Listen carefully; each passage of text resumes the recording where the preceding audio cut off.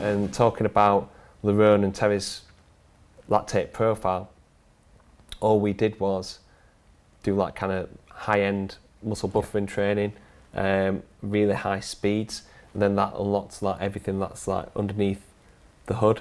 And I put a post out the other day on a Q&A when somebody asked about long steady state running to improve aerobic capacity.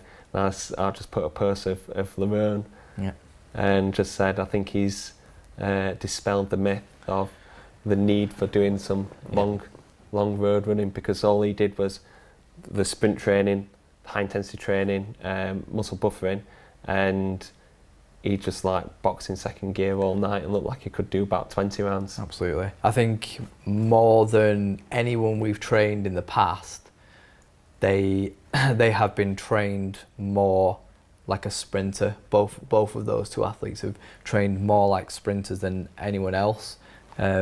Whereas before, we've always had a block of high intensity interval training.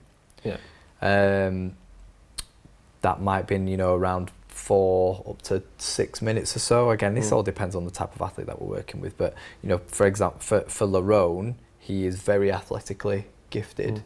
And so we trained him more like a sprinter than anyone else. With Terry boxes over 2 rounds, so 2 minutes. So her 2 rounds if we unlock a power.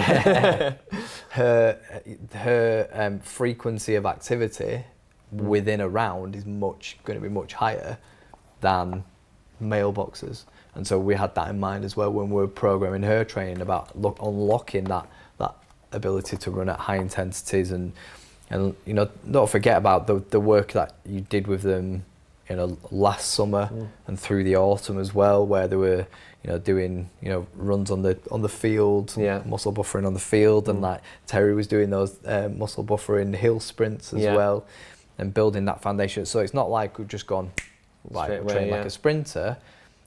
As always, it's going through that process of understanding what type of athlete is in front of us, where we want them to get to, where they are now, and what steps we need to take and what process we need to put in place in order to get to where they need to be, and taking the data, understanding their physiological responses at every key step, and making those important decisions along the way. But they have like kind of high intensity genetics, both of them, and then they've both been training like endurance athletes.